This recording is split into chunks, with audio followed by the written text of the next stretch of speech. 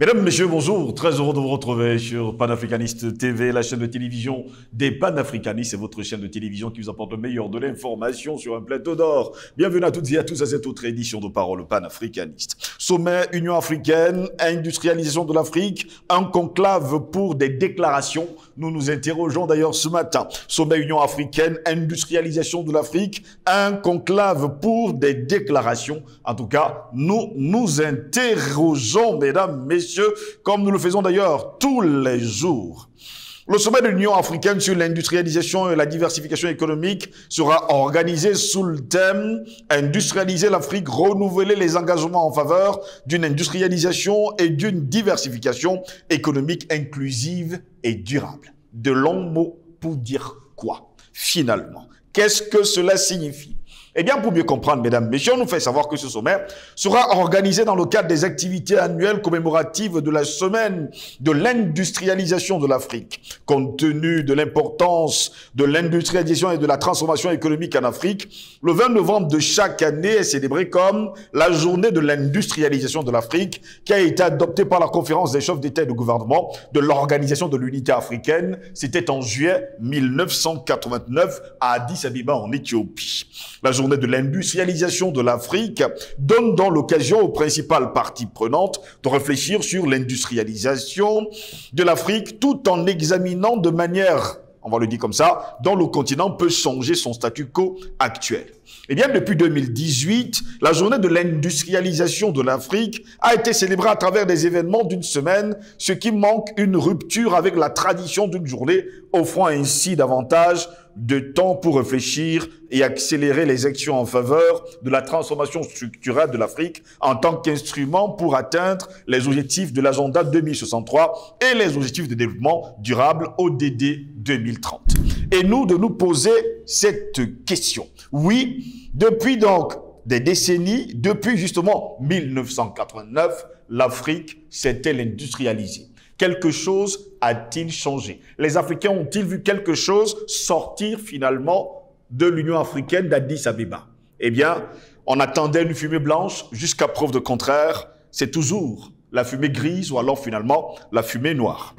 Et les experts, mesdames, messieurs, l'ont certifié. L'industrialisation, la diversification de l'économie et la zone de libre-échange continentale africaine sont déterminants dans le développement de l'Afrique. Le jour où l'industrialisation de l'Afrique et la zone de libre-échange continentale africaine, on appelle la ZLECAf, seront devenues une réalité, l'Afrique prospérera et sera en paix, a-t-on conclu du côté d'Addis Abeba. Malgré sa richesse en matières premières, le continent noir est absent, on nous dit, du commerce mondial, a estimé d'ailleurs le président nigérien Mahmoud, pour ne pas dire Mohamed Bazoum. Selon lui, la part de l'Afrique ne dépasse pas les 4%. Et nous nous posons la question, est-il sûr de ces chiffres? Les a-t-il réellement regardés? Les a-t-il réellement calculés? Car si on regarde seulement pour l'année 2021, ce qui est sorti de l'Afrique pour aller dans le reste du monde, eh bien, ça dépasse les 40%. Eh bien, pendant ce temps, on nous parle d'intrants entre pays africains. Cette part, on nous dit que c'est de 17%. Un constat pour nous frappant qui appelle des réponses appropriées. Connecter les réseaux ferroviaires régionaux, investir massivement dans l'éducation et les nouvelles technologies de la communication ou encore libérer les énergies des entrepreneurs africains. Le président Mohamed Bazoum a conclu en affirmant que les pays africains ne peuvent pas se passer des énergies fossiles pour leur développement. Et nous, de nous poser la question, Mohamed Bazoum connaît-il ce qu'on appelle les énergies fossiles? Parce que jusqu'à preuve de contraire, nous avons perdu un grand qui nous a montré ce que c'est la géothermie. Et si on en parlait? En tout cas, nous nous interrogeons ce matin. Sommet Union africaine, industrialisation de l'Afrique, un conclave pour des déclarations, parce que nous nous disons finalement, ce ne sont que des déclarations. Pour répondre à nos questions, nous sommes avec Patient Parfendome ce matin. Patient Parfendome, bonjour, bienvenue à vous. Bonjour, Steve Jocelyn-Goss. Bonjour à nos millions d'internautes. Bonjour à nos techniciens, tous nos amis, à notre vaillante diaspora, à toutes les filles et femmes d'Afrique, parce que c'est grâce à elles que l'Afrique tient encore debout. cet espace dominé qu'on continue de maintenir au niveau de la périphérie de la géopolitique mondiale. Merci pour cette invitation. Nous y allons, pas de course, très heureux de vous avoir impatient parfaitement encore ce matin. Eh bien, c'est depuis juillet 1989 qu'on parle du côté d'Addis Abeba, siège de l'Union africaine, à une époque, organisation de l'unité africaine. On nous a dit qu'on a choisi le 20 novembre comme la journée de l'industrialisation du continent africain. Je vous pose la question de but en blanc. Finalement, le siège de l'Union africaine est juste un siège de déclaration? Mais oui, mais de toute façon, l'Afrique telle qu'elle est constituée aujourd'hui ne peut qu'aller dans ce sens, dans le sens des effets d'annonce répétitifs, de manière variée, mais qui n'aboutissent pas à la construction de quelque chose de concret, de solide. On parle d'industrialisation de l'Afrique, alors que j'allais dire les prérequis d'une industrialisation, nous ne la voyons pas. Pour s'industrialiser, il faut un certain nombre de choses qu'il faut d'abord mettre en avant. La première des choses, c'est la maîtrise de l'énergie. Est-ce que l'Afrique maîtrise aujourd'hui et sa politique et sa réalité énergétique? Je réponds par la négative. Il faut, pour s'industrialiser, maintenir la question de ces banques.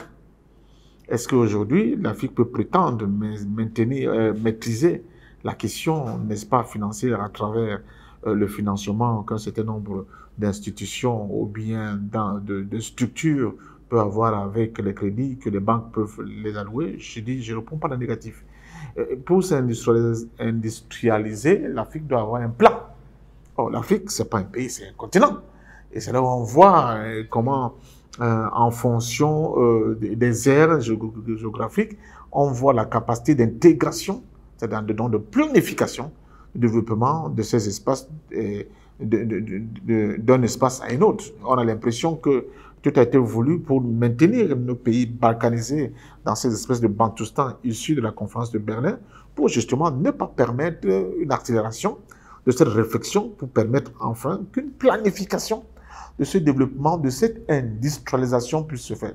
Comment vous allez donc procéder si vous-même, vous êtes en incapacité de conduire et de construire, du point de vue de la respiration et de l'élaboration sur le terrain de manière effective, l'ensemble de ces prérequis?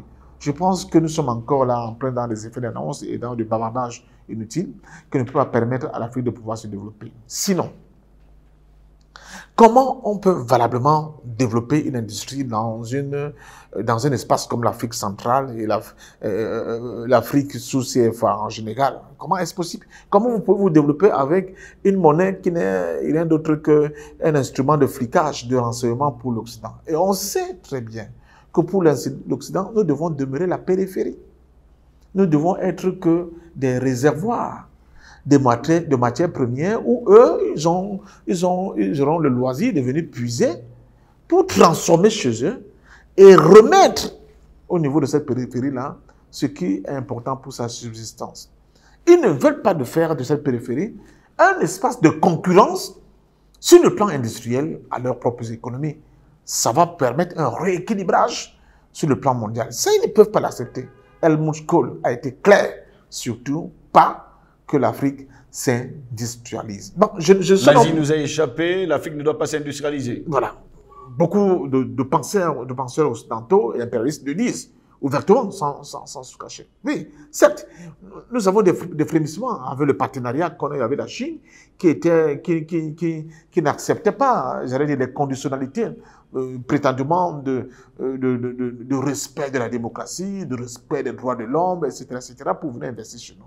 Mais malheureusement, même cet apport chinois a été complètement plombé par l'incapacité de l'Afrique de produire un know-how nécessaire pour qu'elle ne soit pas seulement des espaces de montage d'éléphants blancs, mais qu'elle devienne en réalité un espace de valorisation, n'est-ce pas, de know-how authentique africain dans le cadre des projets de développement qui se seront bien assignés.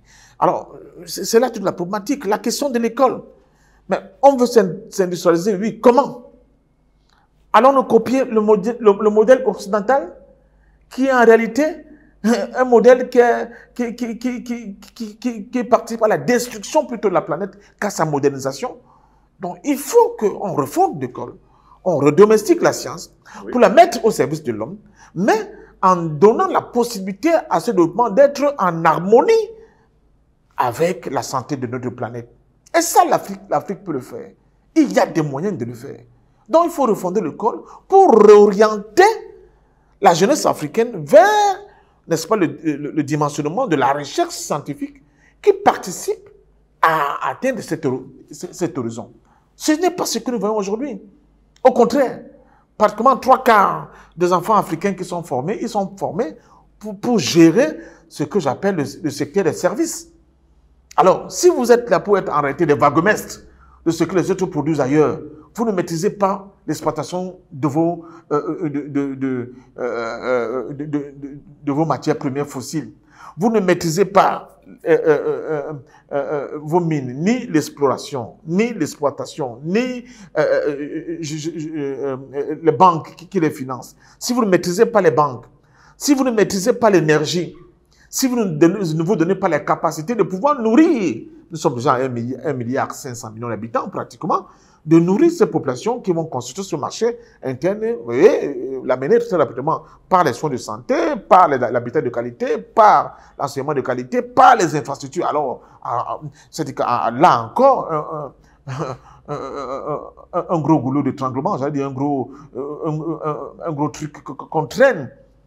Prenons l'Afrique centrale. Pour partir du Cameroun au Tchad, c'est la Croix-la-Bannière. Il n'y a pas de chemin de fer qui part de Douala en N'Djamena. Je ne parlais pas de l'interland tchadien qui fait le tour pour aller de côté de la Pourtant, les projets pour le faire existent depuis la nuit des temps, mais ces projets ne sont jamais réalisés. Mais vous allez le réaliser avec quoi? Avec le franc CFA? Vous n'avez pas votre propre monnaie et vous faites des plans sur la comète. C'est pas possible, Steve Joslingos. C'est-à-dire, c'est ce que j'appelle des prérequis.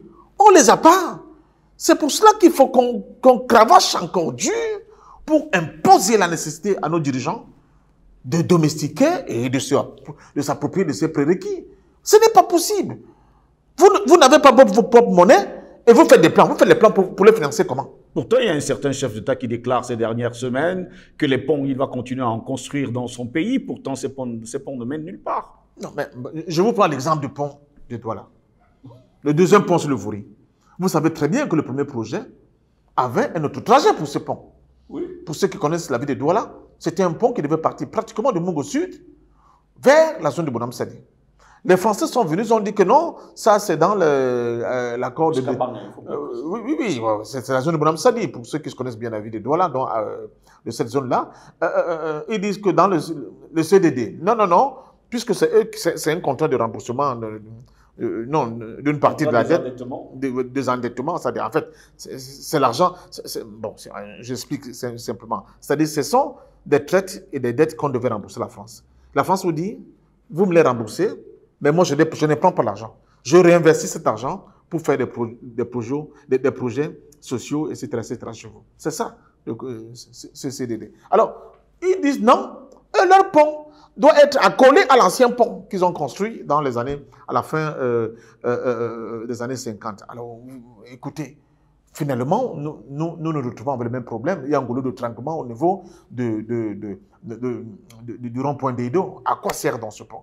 Alors que si on avait dévié ce pont, n'est-ce pas, partant de Mungo Sud vers Mbangé, etc., on aurait permis de désenclaver par le biais, n'est-ce pas, maintenant, d'une voie routière, cet espace là-bas, et en faire des pôles de développement au moins agricoles. Non, on ne peut pas. On ne peut pas. La recherche sur les engrais, qui soient naturels, la recherche sur la mécanisation, la recherche sur un certain nombre de possibilités de point de vue agronome, n'est-ce pas, parce que nos chercheurs ont montré avec des radars qu'ils sont capables de faire des prouesses. Je peux prendre deux exemples. C'est l'exemple de palmier à huile et l'exemple de la papaye solo, qui sont par exemple les œuvres camerounaises. Mais, au contraire, nos centres de recherche sont en train de mourir. Jusqu'à même passer le sens, parce qu'on a changé, les chercheurs au Cameroun à la retraite à 55 ans, au moment où ils sont productifs. Pourquoi? Parce qu'il y a des règles drastiques, n'est-ce pas, de l'orthodoxie financière, n'est-ce pas, budgétaire, imposées par le FMI et la Banque mondiale. Donc, Comment vous pouvez donc parler d'industrialisation de votre continent avec tous ces goulots de tremblement et toutes ces contraintes? Vous ne pouvez pas. Donc, je pense qu'on est dans les effets d'annonce, on est dans la parlotte, dans le bavardage inutile. Nos politiques n'ont pas encore pris la mesure des enjeux sur le plan mondial. Maintenant, vous me direz, OK, il y a des pays, on voit l'Éthiopie qui essayent, n'est-ce pas? Ils font quand même des avancées dans une petite industrie qui sont remarquables.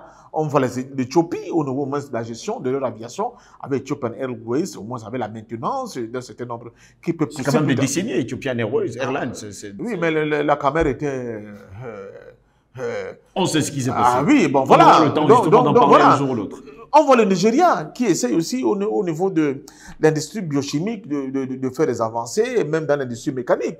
Je vous rappelle que la Biélorussie a fait un tour au niveau du Nigeria et ils sont en passe de faire des commandes pour s'acheter des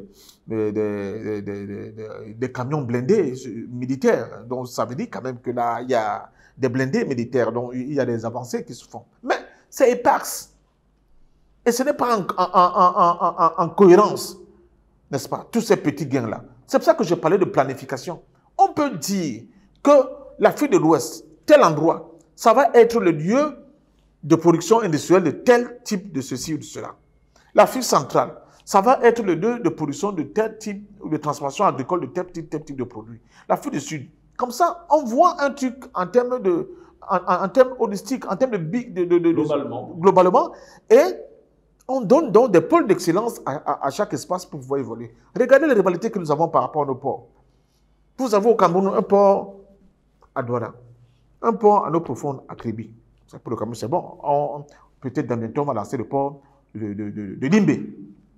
Mais vous avez aussi en face de vous la Guinée équatoriale qui est aussi dans le projet d'extension de ce port à eau profonde. Vous avez au niveau du Congo aussi le port de Pointe-Noire et peut-être d'autres ports. Il y a aussi le port de Matadi qu'on est en train de faire au niveau de la République démocratique du Congo. Mais pour quelle économie? En réalité, ces ports auront pour principale fonction d'être des ports d'extraction de nos minerais. C'est ça le principe des économies extraverties. Donc, on ne donne pas la possibilité aux Africains de dire « Ah, halte, mettons d'abord nos halte. » À quoi doivent servir nos ports? Comment doivent-ils être? Pourquoi dépenser autant d'argent? Alors qu'on pouvait voir le problème de développement économique, n'est-ce pas, de notre sous-région de manière globale.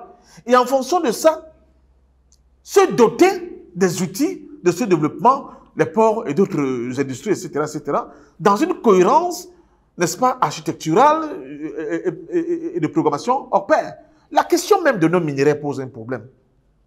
Pourquoi l'Afrique n'adopte pas un code minier unique pour décourager les gens qui, en réalité, sont dans une boulimie pour exploiter complètement tout ce que nous avons? Le président Bazoum peut dire ce qu'il peut dire, mais qui commence d'abord à imposer à Areva, ou bien ce que Areva est devenu, un autre code minier qui concerne par exemple l'uranium, où le Niger va se retrouver avec une part non négligeable de l'exploitation, n'est-ce pas, de cette ressource stratégique pour le besoin et pour l'intérêt du peuple nigérien. Non, on ne le fait pas. On ne rentre pas dans ce champ de bataille. On va bavarder à Addis Abeba en racontant des histoires qu'il faut, yaka. Non, je crois que là, nous sommes en plein dans des expressions de couardise qui ne veulent pas embrasser vraiment le corps du problème et s'intéressent par le biais des discours creux, vaseux,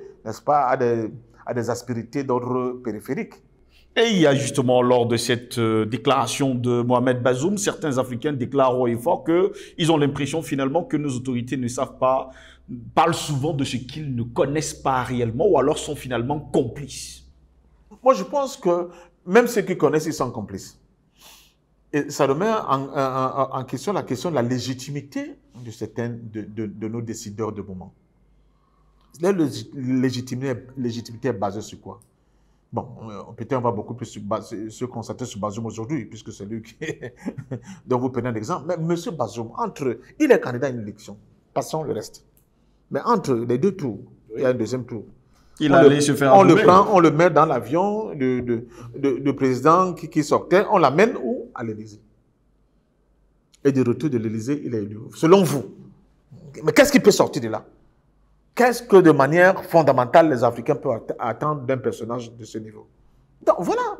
Donc la question de la légitimité est de l'exigence des résultats. Du point de vue de l'évolution du pays se pose à ce genre-là. Donc on peut bien comprendre. Maintenant, sur le plan tactique, peut-être on me dira que oui, il y a un certain nombre d'arrangements qu'il faut d'abord avoir. Il faut d'abord bien se muscler pour aller affronter. Mais je dis, nous n'avons pas l'éternité avec nous. Nous n'avons pas l'éternité avec nous. Il y a des choses qu'il faut faire tout à fait cessantes. Et c'est ça aussi la question du courage politique et du courage même physique. Parce que oui, nous tous, nous avons peur de la mort. Et alors, on fait comment? Donc, je pense que, il faut refonder totalement l'enseignement en Afrique. Il faut réorienter l'enseignement africain sur des chantiers, justement, qui vont penser, qui vont produire, qui vont installer le type de développement que nous voulons pour nous. Même les constructions de ces immeubles. Nous avons quand même des gens qui ont fait des recherches très pointues. Regardez le bambou de Chine. Comment il est utilisé en Asie. Regardez ce que nous en faisons chez nous. Regardons même les feuilles avec lesquelles on fait des mitumba, nos bananes. Aujourd'hui, c'est devenu la mode dans les grands restaurants UP et en Asie, et même de plus en plus au niveau des Amériques. Mais regardez comment on détruit nos forêts. Comment on peut participer à la destruction de tout ce qui est ligneux de nos forêts et penser que nous pourrons être la base, j'allais dire, le point de l'innovation dans ce domaine pour permettre à l'homme de vivre en harmonie avec la nature et d'être l'exception qui pourrait être dupliquée partout sur notre planète. Alors que nous refusons, nous nous auto-censurons, n'est-ce pas, à la réflexion pour permettre justement qu'à partir de cette base de données, à partir de ces richesses quasi naturelles que nous avons, nous puissions nous appuyer dessus pour densifier notre réflexion et mettre, n'est-ce pas, en mouvement un ensemble de réformes sur le plan industriel, tout en conservant notre forêt, mais qui sera l'exemple du type de développement que nous voulons. Quel est ce développement dans lequel nous sommes? Si tout le monde, industriel, homme d'affaires, je ne sais pas, est une cantine, tout le monde veut s'enrichir, devenir milliardaire, au détriment de son peuple, il est capable de vendre tout. Quelqu'un vend du poisson, il a l'exclusivité de la vente du poisson dans un pays, mais il va vous prendre des poissons qui ont fait 1000 ans dans les cales des bateaux et pour venir les vendre au peuple, sachant pratiquement que c'est du poison. Et les gens acceptent, les autorités l'acceptent, n'est-ce pas? On nous dit, il y a des hommes d'affaires, mais ces hommes d'affaires dans les pays, qu'est-ce qu'ils sont? Ce sont en réalité des importateurs de riz, de ceci, de cela, de toutes les pâtes alimentaires, oui, les bayam, c'est là, voilà, l'expression concentrée au Cameroun. Et on vous dit, ce sont des hommes d'affaires de quoi? Et ces gens-là, ils n'accepteront jamais qu'on change de paradigme sur le plan économique, en imposant de nouvelles normes, en imposant le fait qu'il faut qu'on continue notre propre force et qu'on installe ici chez nous, n'est-ce pas, des éléments, des machins, des bases qui vont construire l'industrie de demain. Ils ne sont pas, parce que ça ne fait pas partie de leur logiciel. Donc, à partir de ce moment-là, on se rend compte que même les gens les plus insoupçonnés sont complices du système qui nous continue de nous maintenir la marche. C'est ça que... Donc, il faut, je pense, au vieux Sadio, qu'ils aient le nouveau type d'Africain. Il nous faut un nouveau type d'Africain. Ça demande beaucoup de courage. Ça demande d'être un esprit critique en permanence. Parce que tout ce que nous avons là autour de nous est faux. La réflexion qu'on nous a imposée est fausse. La manière de réfléchir est fausse. La rhétorique est fausse. Même la dialectique, par moments, elle est fausse. Donc, il faut qu'on soit capable de reconstruire de nouveaux outils, de nouveaux programmes, de nouvelles manières de construire un monde moderne, de construire un monde de solidarité, de construire un développement harmonieux pour nous-mêmes, mais même pour l'ensemble de la planète. Parce que je continue de dire, l'homme africain a une tâche primordiale dans ce monde qui va voler. C'est de reconstruire un homme où l'humain sera véritablement au cœur du projet humain. Parce que le capitalisme néolibéral, l'impérialisme sauvage tel qu'il s'applique, a complètement mis l'homme à côté de ses préoccupations. Parce que pour eux, Il faut peut-être des hommes qui sont des mi-singes, des mi-je ne sais pas quoi, des mi-crocodiles, mi-quoi, qui vont gouverner ensemble l'ensemble de notre planète. Il faut redonner à l'être humain sa qualité, sa valeur première. Et ça, je peux le dire, c'est un projet civilisationnel. Et ça, c'est pas le jeu, quoi. Et on vous comprend parfaitement. Merci à vous, patient parfait d'homme, d'avoir été des nôtres encore aujourd'hui. Écoutez, c'est moi qui vous dis merci. Et j'ai dit à nos intellectuels, à nos hommes d'affaires, les flèches que nous leur adressons, c'est par amour. Parce que nous pensons qu'ils peuvent mieux faire. On dit qu'il ne faut jamais désespérer de l'homme. Nous les adressons ces flèches parce que dans l'espace-temps actuel, ils ont un rôle déterminant, mais qui ne s'y méprennent pas. S'ils ne jouent pas ce rôle, un tsunami va se déclencher, balayer complètement, n'est-ce pas, ces côtes-là et produire un nouvel homme africain qui sera capable enfin de comprendre les enjeux et d'être en harmonie avec ce que l'homme africain veut, c'est-à-dire toujours conserver notre nature et vivre mieux pour le bonheur de tous les hommes. Mesdames, Messieurs, c'est ici que s'achève cette édition de Parole panafricaniste. Au plaisir de vous retrouver très prochainement. Passez une agréable journée en notre compagnie.